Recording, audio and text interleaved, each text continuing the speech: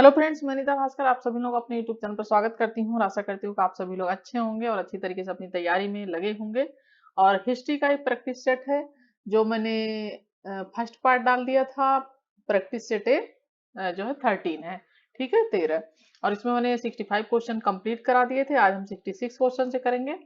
और आज मैंने जो पॉलिटी की वीडियो डाली है सिविक्स की, उसमें मैंने कंप्लीट करा दिए हैं पूरे 15 प्रैक्टिस सेट। और अभी इसका 13 है तो फिर 14 15 दो और बचे हैं इसमें। आज कंप्लीट हो जाएगा ये, तो फिर अगला जो है 2 दिन में करा दूंगी उसे, ठीक है। तो जो लोग चैनल पे अभी नए हैं वो चैनल को सब्सक्राइब अवश्य कर ले, बेल आइकन प्रेस कर दें जिससे कि नई वीडियो नोटिफिकेशन आप तक पहुंचती रहे। और पहले की वीडियो जिन लोगों ने नहीं देखी वो प्लेलिस्ट में जाके पहले की वीडियो अवश्य देख लें, उससे बहुत लाभ मिलेगा। तो चलिए शुरू करते हैं। 66 क्वेश्चन हमारा, शिवाजी के प्रशासन में पेशवा कहा जाता था, ठीक है। पेशवा किसे कहा जाता था? शिवाजी के प्रशासन में। तो धार्मिक मामलों के मंत्री को, रक्षा मंत्री को, मुख्यमंत्री को, न्यायमूर्ति को। तो शिवाजी के प्रशासन में किसको कहा जाता था? 66 का हमारा राइट आंसर है मुख्यमंत्री को पेशवा कहा जाता था, ठीक है। नेक्स्ट है दास्तार बंदान कौन कहलाते थे? सूफी संत खान मलिक उलेमा। 67 का हमारा राइट आंसर है डी उलेमा। बीबी का मकबरा भारत में कहाँ स्थित है? तो यह है औरंगाबाद में स्थित। औरंगाबाद कहाँ पे है? महाराष्ट्र से, ठीक है। महाराष्ट्र में है औरंगाबाद, ठीक है।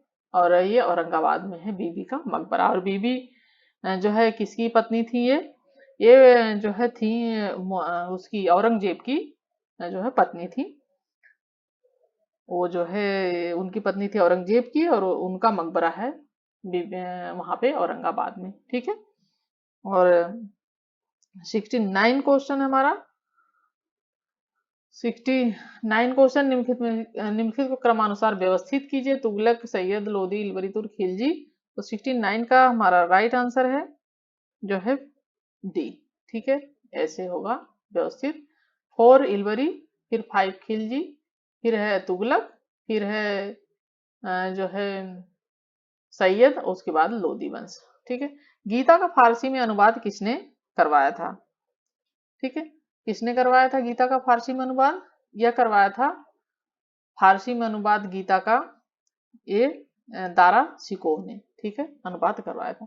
निम्नलिखित मुगल बादशाहों में से किस एक का 2 बार सिंहासनारोहण हुआ था?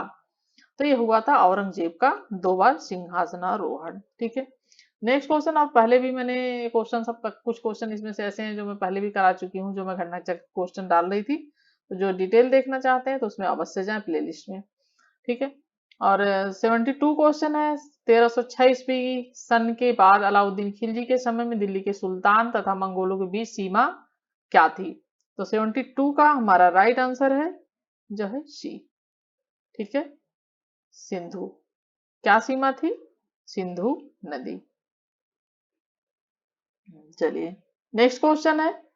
सूची फर्स्ट को सेकंड के साथ सुमेलित करना। बाबर, अकबर, जहांगीर, शाहजहां, लाहौर, आगरा, काबुल, सिकंदरा। तो मकबरा पूछा हुआ है, तो ये भी 73 का क्वेश्चन है। तो बाबर का मकबरा काबुल में है, और अकबर का आगरा में है, जहांगीर का लाहौर में है, और इसका अकबर का कहाँ पे है? अकबर का सिकंदरा में है, ठीक है। अकबर का सिकंदरा में है, और शाहजहां का है आगरा में, ठीक है। तो इस तरीके से हमारा 73 का हमारा ऑप्शन क्या हो जाएगा? सी, ठीक है, सी हो जाएगा। ए का 3, बी का 4, सी का 1, डी का 2 एक बार मिला लीजिएगा। नेक्स्ट है, औरंगजेब ने किसको साहिबात उल जमानी की उपाधि जो है प्रदान की? शाइस्ता खान, अमीन खान, जहां आरा, रोशन आरा। तो 74 का हमारा राइट आंसर है सी, जहां आरा। औरंगजेब ने जहां आरा को साहिबिस्तान जज उमानी जमानी की उपाधि प्रदान की थी। और जहां आरा क्या थी? जहां आरा बेगम शाहजहां और महारानी मुमताज महल की सबसे बड़ी बेटी थी, ठीक है। शाहजहां की सबसे बड़ी बेटी थी, औरंगजेब की मतलब बड़ी बहन थी ये। नेक्स्ट है, नादिर शाह ने निम्न में से किसके शासनकाल में भारत पर आक्रमण किया था? 75 का हमारा राइट आंसर है सी, मोहम्मद शाह के, ठीक है। मोहम्मद शाह के शासनकाल में 13 फरवरी 1739। कब किया था? 13 फरवरी 13 फरवरी और 1739 में, 1739 में किया था मोहम्मद शाह के शासनकाल में। और यह जो है लूट कर ले गया था वहां से कोहिनूर होरा मयूर सिंहासन, ठीक है, ये सब लूट के ले गया था। चलिए, और नेक्स्ट है मेवाड़ के जिस राजा को 1527 में खानवा के युद्ध में बाबर ने हराया था वह कौन था? तो किसको हराया था? 76 का हमारा राइट आंसर है डी, राणा सांगा को। खानवा के युद्ध में किसको हराया था 1527 में? वो हराया था बाबर ने जो है राणा सांगा को, और 17 मार्च 1527 में, ठीक है। तारीख भी लिख देती हूँ क्योंकि तारीख भी पूछ लेता है तो फिर आपको दिक्कत नहीं होगी। तो 17 मार्च 1527। नेक्स्ट है चार मीनार का निर्माण किसके द्वारा किया गया था? हुमायूं, मोहम्मद कुली कुतुब शाह, अशोक, नरसिंहा। तो 77 का राइट आंसर हमारा बी, मोहम्मद कुली कुतुब शाह के द्वारा किया गया था। और हैदराबाद की सबसे प्रसिद्ध और महत्वपूर्ण स्मारक है चार मीनार, कहाँ पे है ये?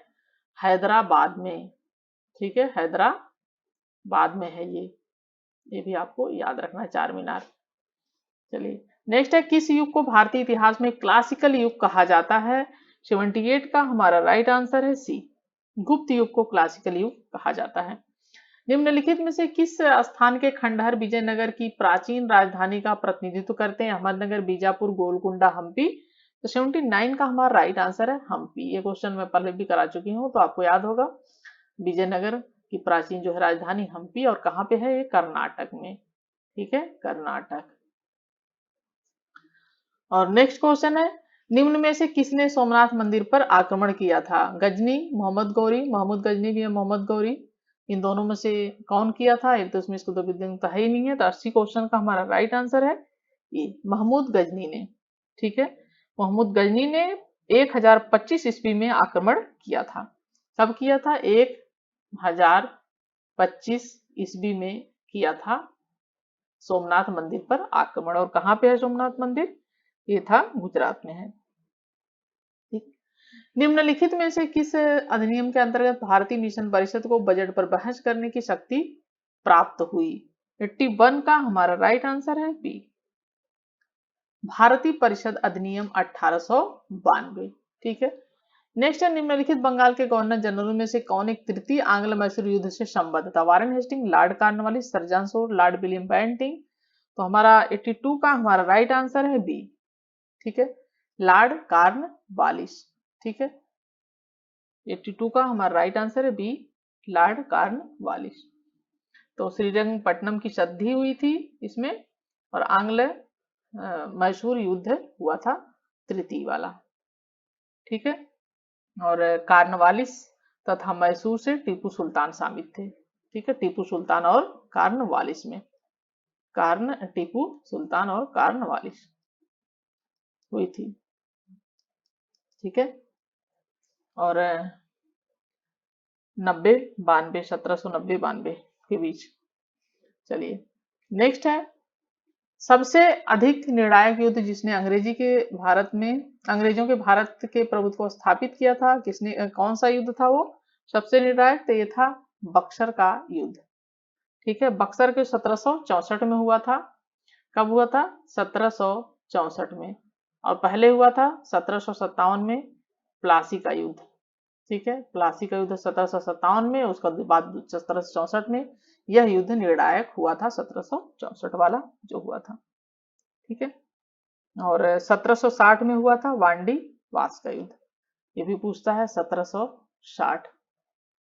और पानीपत का तीसरा युद्ध हुआ था, यह हुआ था जो है 1561 में, ठीक है, पानीपत का तीसरा युद्ध, सॉरी 1761 में, ठीक है, पानीपत का तीसरा युद्ध हुआ था 1761 में। चलिए, नेक्स्ट क्वेश्चन हमारा 84। अखिल भारतीय ट्रेड यूनियन कांग्रेस के जो है प्रथम अध्यक्ष थे, प्रथम अध्यक्ष कौन थे? दीवान चमनलाल, आचार्य एनजी रंगा, स्वामी सहजानंद, लाला लाजपत राय। तो 84 का हमारा जो है राइट आंसर है D, Lala Lajpat Rai Akhil Bharatiya trade union Congress के अध्यक्ष थे। और इंपॉर्टेंट क्वेश्चन है, पूछा जाता है बार बार, ठीक है। 85 क्वेश्चन है हमारा, बीडी सावरकर द्वारा स्थापित गुप्त संगठन था युगांधर समिति, अनुशीलन समिति, रिपब्लिक, हिंदुस्तान रिपब्लिक एसोसिएशन, अभिनव भारत। हमारा राइट आंसर है अभिनव भारत, ठीक है। बीडी सावरकर का है ये अभिनव भारत, या जो है मित्रमाला मित्र मेला नाम से एक संस्था आरंभ की थी। तो नेक्स्ट क्वेश्चन हमारा, निम्नलिखित युग्मों में से कौन सा सही सुमेलित नहीं है? बक्सर का युद्ध 1764 या सहायक संधि 1853, भारत में ईस्ट इंडिया कंपनी 1833 का एकाधिकार, ब्रिटिश नागरिकों में कंपनियों के लिए भारत में व्यापार का खोला जाना 1813।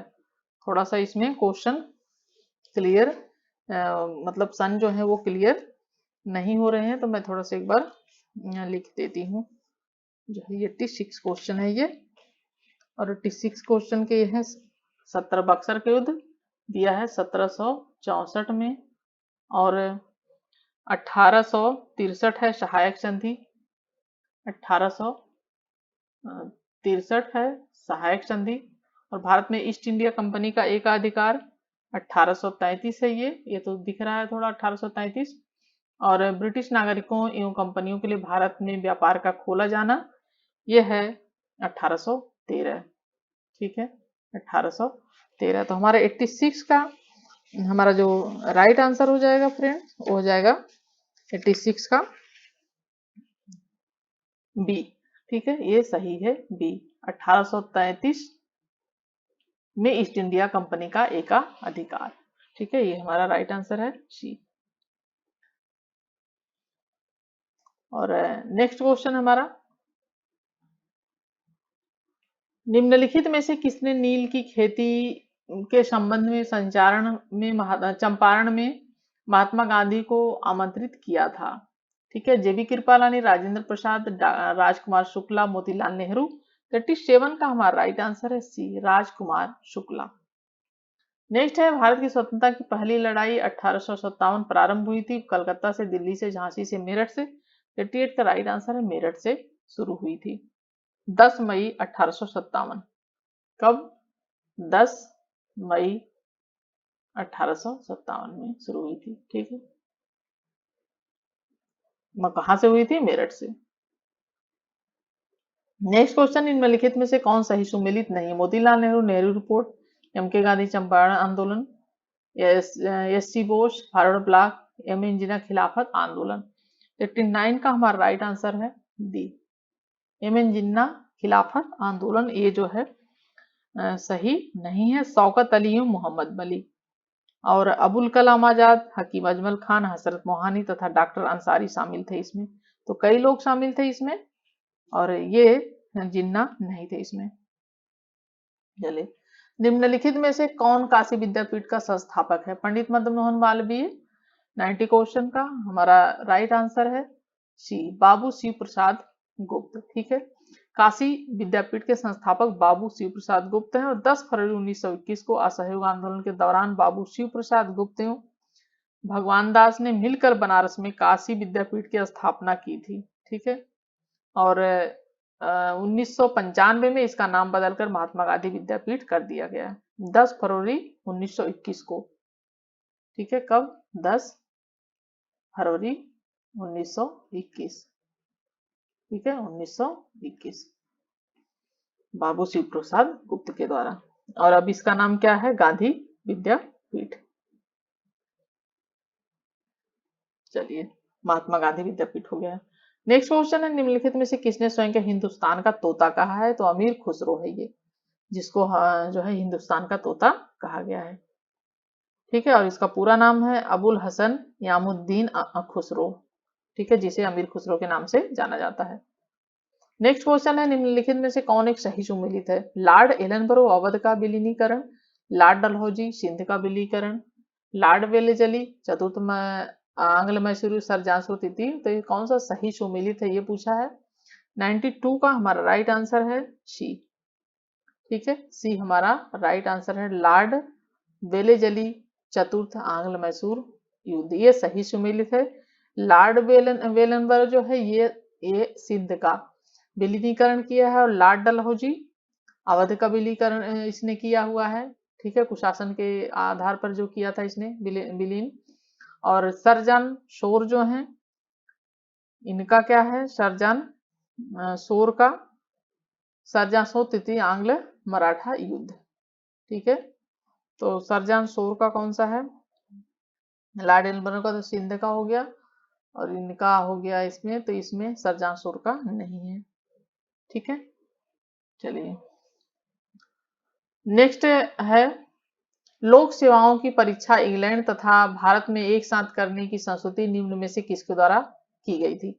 एजिसन आयोग द्वारा, हाउस आयोग द्वारा, मॉन्टेग्यू चेम्सफोर्ड रिपोर्ट द्वारा, लॉर्ड कॉर्नवालिस द्वारा। तो 93 का हमारा राइट आंसर है सी, मॉन्टेग्यू चेम्सफोर्ड रिपोर्ट द्वारा। 19वीं शताब्दी में किस देश का भारत की ओर विस्तार का डर एंग्लो अफगान संबंधों का आधार था? अफगानिस्तान, फ्रांस, ईरान, रूस। तो 94 का हमारा राइट आंसर है रूस। ठीक है, नेक्स्ट क्वेश्चन है, हड़प्पा संस्कृति के स्थल एवं उनकी स्थिति संबंधी निम्नलिखित युगों में से कौन एक सही सुमेलित है? आलमगीरपुर उत्तर प्रदेश में है, सही है।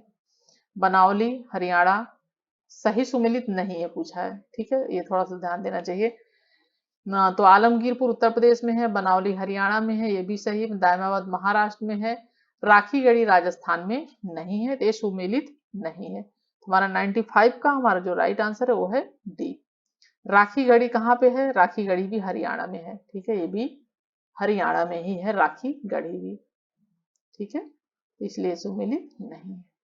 राजस्थान में कालीबंगा है। नेक्स्ट है, all India trade union Congress को 1920 के बॉम्बे में प्रथम अध्यक्षता की थी। तो यह 96 क्वेश्चन का राइट आंसर है सी, लाला लाजपत राय ने की थी। और 31 अक्टूबर 1920 को all India trade union Congress के बंबई अधिवेशन की अध्यक्षता की थी उन्होंने। ठीक है, कहाँ पे हुआ था?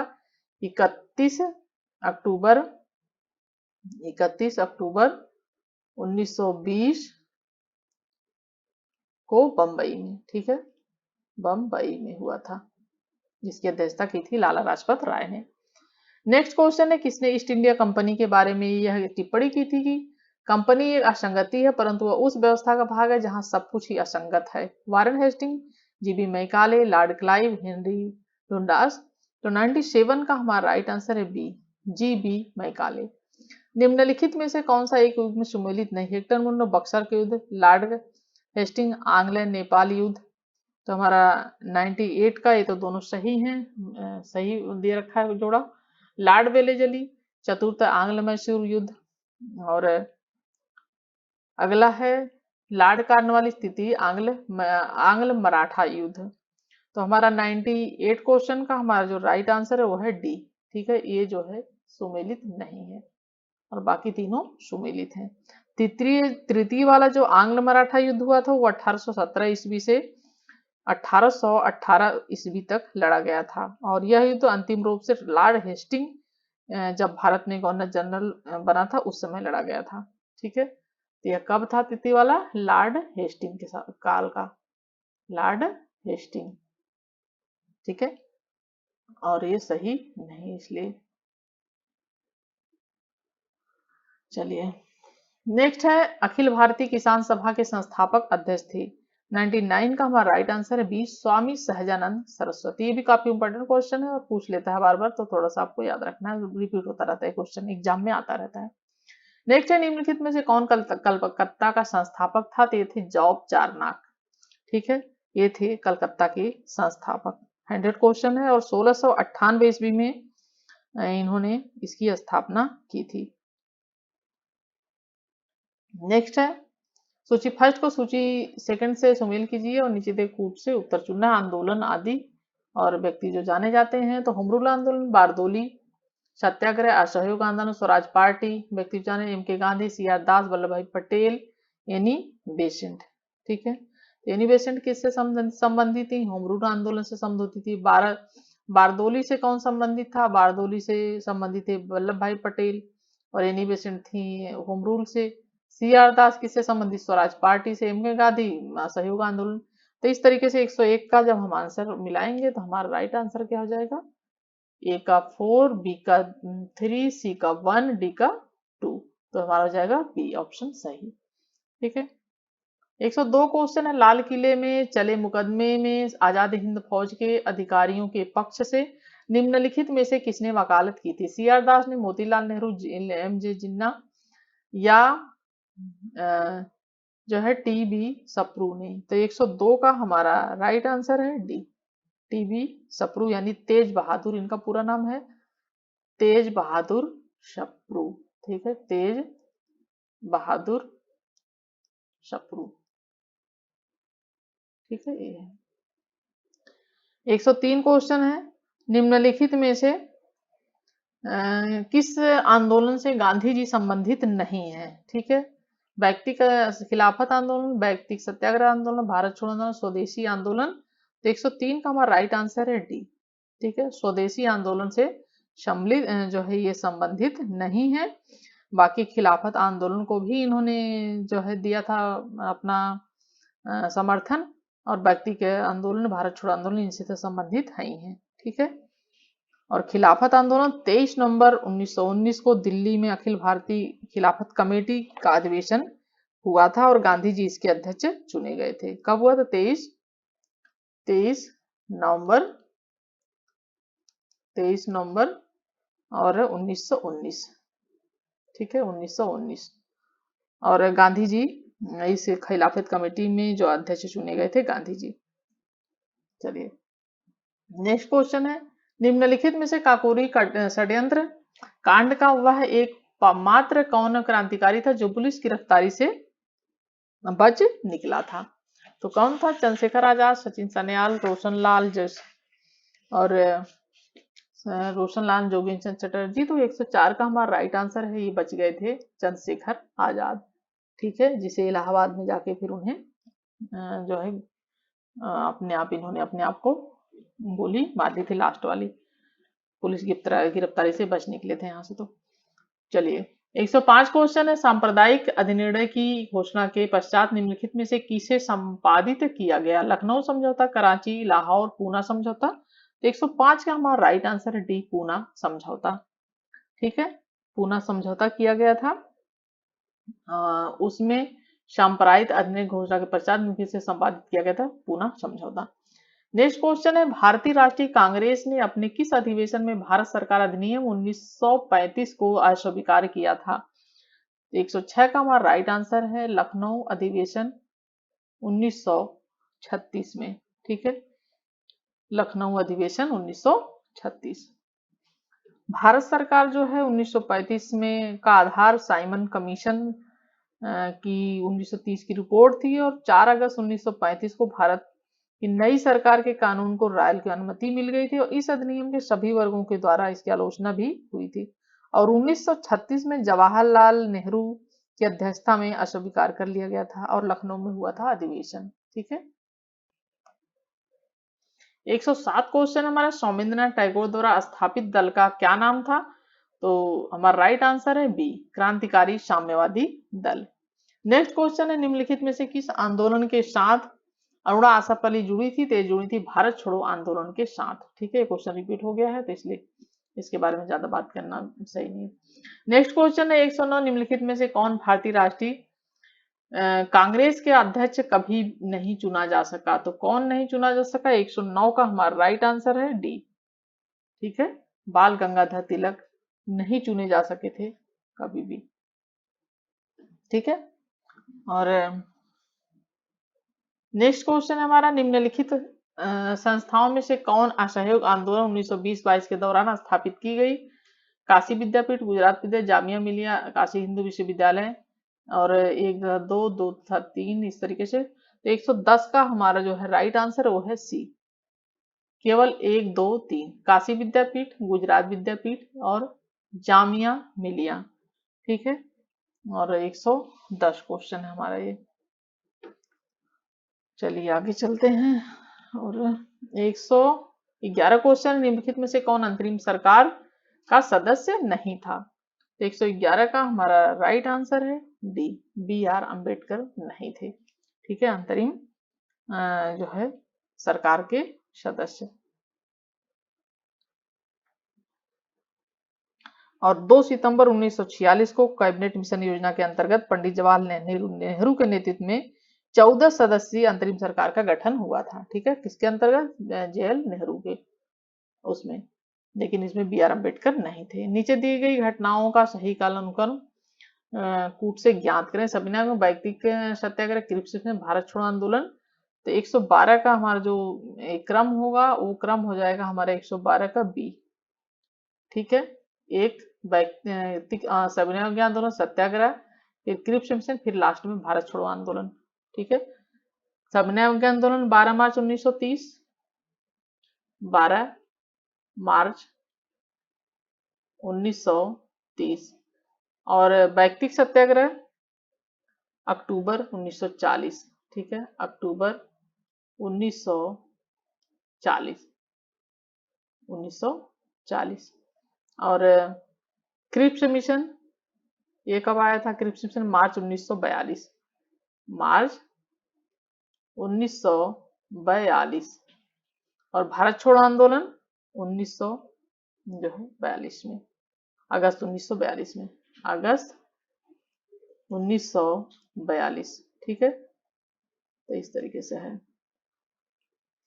चलिए नेक्स्ट क्वेश्चन हमारा, भारत का ध्वज गीत झंडा गान के रचयिता थे? 113 का हमारा राइट आंसर है सी, श्यामलाल गुप्ता।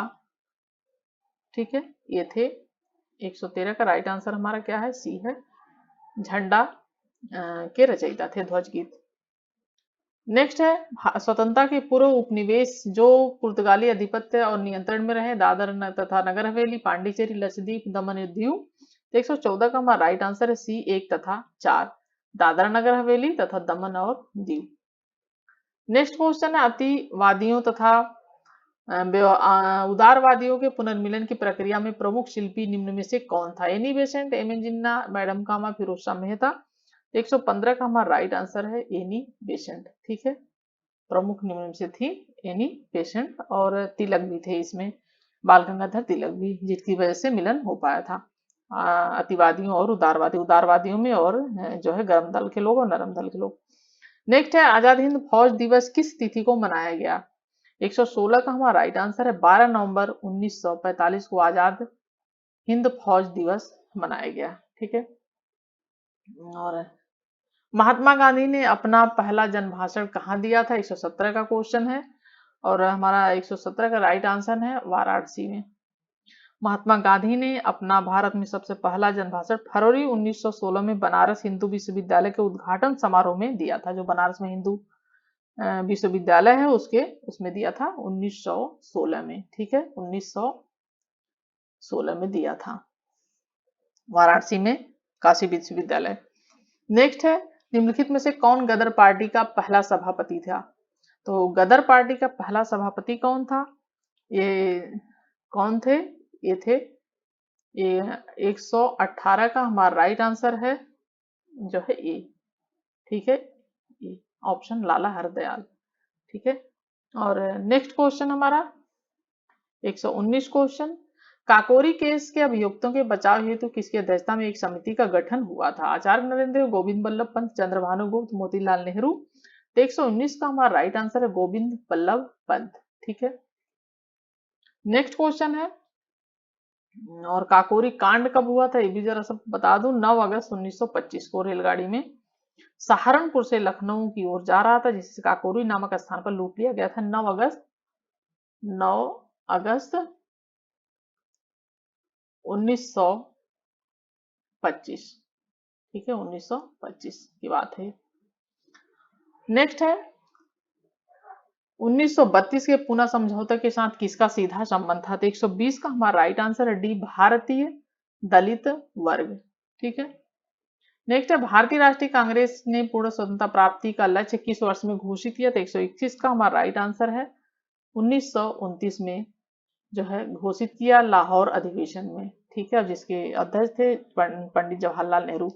कामटा गारू क्या था? इंपॉर्टेंट क्वेश्चन है, बार बार पूछा जाता है। ठीक है, कामटा गारू क्या था? यह जो है ये जहाज था कामटा गारू। 26 सितंबर 1914 को 376 यात्रियों के साथ कामटा गारू जो था जापानी जहाज को किराए पर लेकर गए थे। गुरुदत्त सिंह हुगली जो है गुरुदत्त सिंह थे, पंजाब के पहुंचे थे, और यही था। इसमें 18 यात्री मारे गए थे जब वहां पे तलाशी हुई, और बंदरगाह पे जो है जहाज उतारने पर तलाशी हुई और वहां पे उन्हें जाने नहीं दिया गया था। इसमें 25 यात्री मारे गए थे। ये था कामटा गारू प्रकरण, एक जहाज था। इनकलाब जिंदाबाद का नारा किससे जुड़ा है? बहुत आसान क्वेश्चन है। 123 का हमारा राइट आंसर है जो है इनकलाब जिंदाबाद 123 का हमारा राइट आंसर है सी, सरदार भगत सिंह ने दिया था इनकलाब जिंदाबाद का नारा। ठीक है। 125 क्वेश्चन हमारा, बंगाल का एकीकरण किस सन में संपन्न हुआ? तो बंगाल का एकीकरण हुआ था 124 का राइट आंसर है 1912 में। ठीक है। विभाजन 1905 में हुआ था और इसका फिर बाद में इसका संपन्न हुआ था एकीकरण। नेक्स्ट क्वेश्चन है, नई दिल्ली में 1947 में आयोजित अखिल भारतीय कांग्रेस समिति की बैठक के निम्नलिखित में से किसने विभाजन के प्रस्ताव का समर्थन किया? तो 125 का हमारा राइट आंसर है डी, अबुल कलाम आजाद। ठीक है। नई दिल्ली में 1947 में आयोजित अखिल भारतीय कांग्रेस समिति की बैठक में अबुल कलाम आजाद ने विभाजन के प्रस्ताव का समर्थन किया था और विभाजन प्रस्ताव को 14 जून 1947 की कांग्रेस समिति की बैठक में गोविंद बल्लभ पंत ने पेश किया था। तो हमारा 125 क्वेश्चन कंप्लीट हो गया और आशा करती हूँ कि आपको वीडियो पसंद आई होगी और पसंद आए तो कमेंट अवश्य करिएगा, लाइक करिएगा जरूर से। Thank you for watching video.